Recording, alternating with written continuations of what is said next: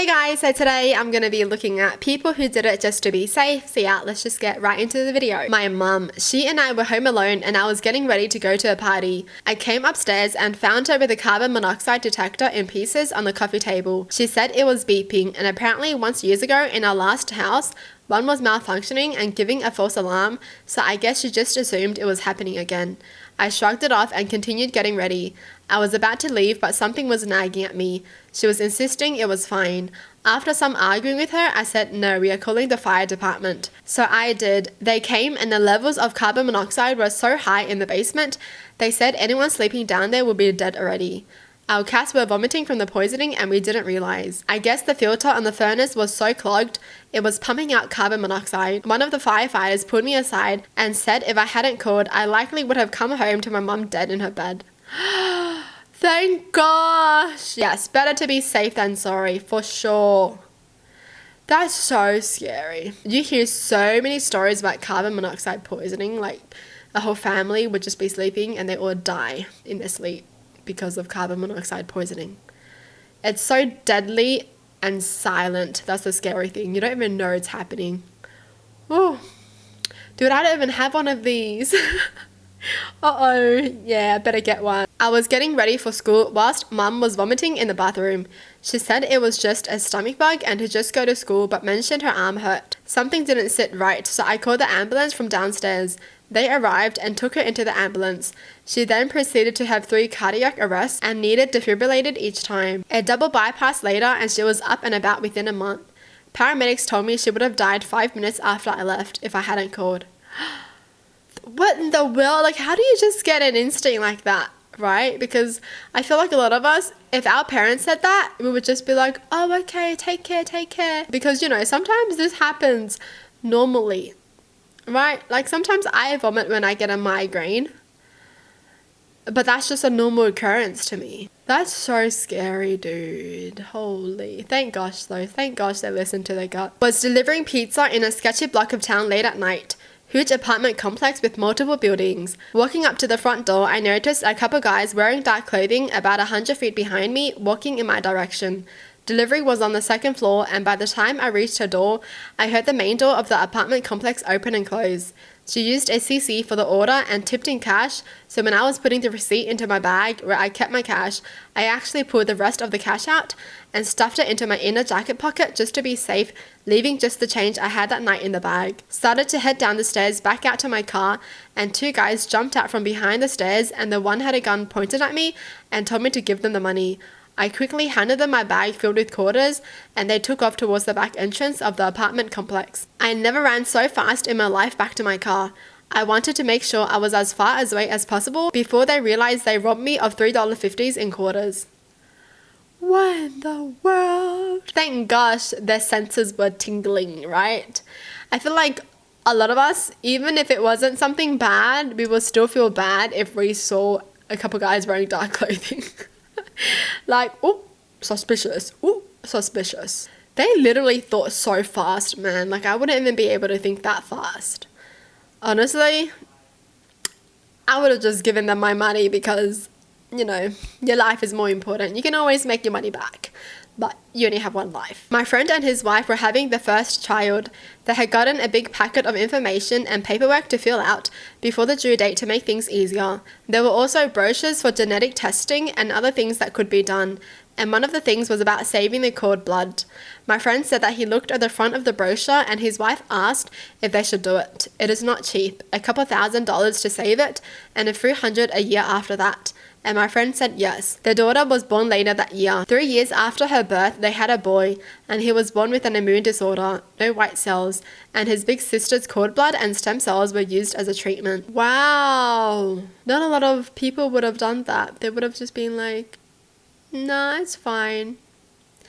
We'll just save a couple thousands. I guess sometimes some things just work out the way that it's supposed to do. Pulled up outside my place after getting off a late shift and had to get a backpack out of my trunk before going in. I noticed a group of teenage kids hanging out on the corner and thought nope. Called my roommate to come watch me walk to the door. About 10 minutes later, a girl comes running down the street bleeding, saying she got jumped by the group of kids for no reason. Stay alert out there, y'all.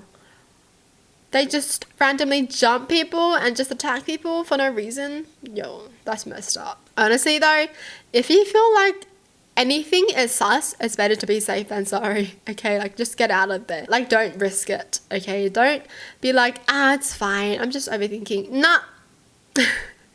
Sometimes it's good to overthink, okay? Sometimes. My dad lost his glasses once. He was going to just use his old prescription, but last minute decided to just go to the optometrist anyway, in case something changed. Turns out he had a tear in his retina and was booked for surgery within 24 hours. It was bad enough they said he probably would have gone blind really soon had they not caught it when they then did. So he didn't like feel anything when he had that tear? Like, everything was still okay, he could still see and everything? What the heck? I thought it would hurt if you have like a tear in your eye or something, right?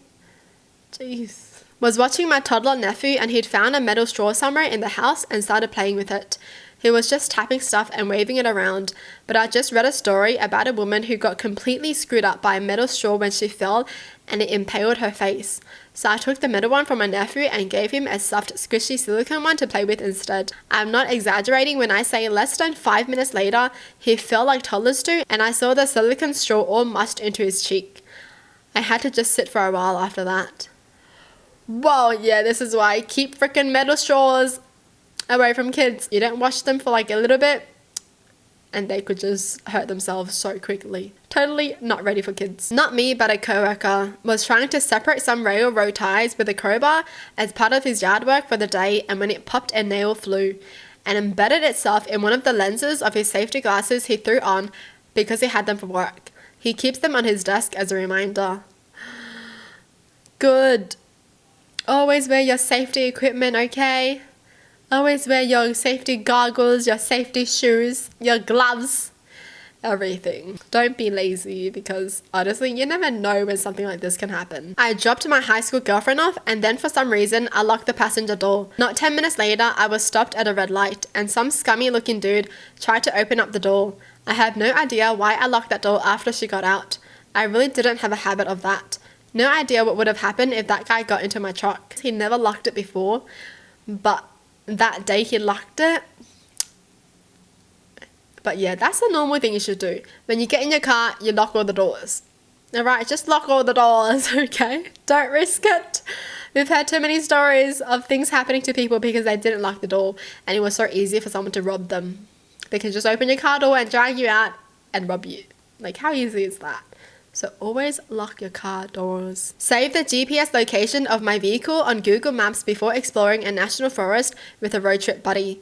We grabbed some fishing poles and head out towards the nearest water location on our map to hopefully catch a couple fish. Turns out it was a swamp, not a lake, and we got so incredibly turned around it could have ended very badly. We really didn't go that far in from where we parked, but somehow ended up on the other side of the swamp without realizing it. Drizzling rain, mosquitoes, bear tracks, and the sun started going down before we found the car. Without the GPS coordinates saved, it would have been a cold, wet night in the woods at a minimum, and more than likely a search and rescue required situation. Wow, smart. Honestly though, that's so true though. When you're out exploring, you could just walk for like an hour and you feel like it wasn't even that long, or you didn't even walk that far. Time just hits different when you're out in the wild, man. Normally, I'm pretty impressionable and cave to peer pressure, but this one time when I was younger, I was hanging out with my friends and a couple of older high school guys I'd only met that day. The girls were all fawning over them, but I could tell they were idiots. When they all wanted to go for a drive with the guys, I thought, nah, I don't trust these guys, and I think it's best I just call my parents and go home. I got a call the next morning from one of the girls who was a passenger. One of the high school boys was driving, that had a serious crash, and one of the girls wasn't wearing her seatbelt and hit her head in the dash and was in a coma for 6 months. She was in intensive care and rehab for years. Still can't believe of all days I decided not to go with the flow. It probably saved my life. Terribly sad about my friend. We were really close, but she never came right and her personality changed. I still wonder how successful she might have been and if we'd still be friends if that hadn't happened to her. Really sad. Oh man, that's so sad. Yeah. This is why if you notice your friends doing dumb things, especially driving, don't get in the car with them. Like, if you know they're a reckless driver and they don't care about other people's lives, don't get in the car. Okay? Same with people who drive drunk. Stop them from driving. or don't get in the car because they're stupid. Learn CPR and first aid. Had to give CPR to a family friend when she collapsed from a heart attack, and thankfully she was brought back after being down for 15 minutes. She only had minor memory problems and mostly just couldn't remember that day. She's still here and kicking years later. Oh, thank gosh. Man, I feel like everyone should learn CPR. When I was a student, I'd do my own work on my car to save mechanic bills. One day, after changing brake pads, I was driving on the motorway at 100 kilometers per hour and felt a slight shuddering through the steering wheel.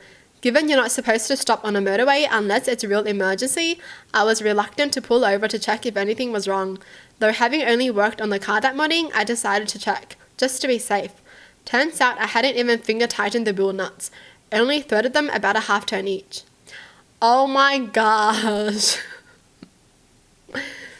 That's bad. Mistakes like this just happen, you know, like you think you did everything right and then you just forget something. One very important step. It's like you just feel like everything is muscle memory, right? So you feel like everything is good, everything is fine. But you don't even remember what you don't remember. Grabbed a helmet when riding a bike down a steep hill as a kid. Normally didn't, but I ended up falling at top speed and breaking my helmet and chipping 3 teeth. Could have been my head that was broken. Oh my gosh, dude, I remember flying down a hill as a kid. Like I was going down a steep hill and then I just like braked all of a sudden and I just flew off the bike. I don't even remember what happened. Honestly. I actually don't remember what happened. I just remember me flying off the bike and that's it. I don't remember anything after that. I remember how scary it was. But that's all I remember. Like, I don't remember the aftermath. What even happened after? Like, what even happened? I don't remember. But yes, always wear your safety helmets. Okay? Always. Don't just be like, oh, is this going to be a short trip? Nah. Always wear your safety helmet. Please. Well, that's it for the video. Hope you guys enjoyed. Tell me in the comments down below what your thoughts are. And as always, thanks for watching. Hope you guys liked it. And I'll see you guys next time. Bye!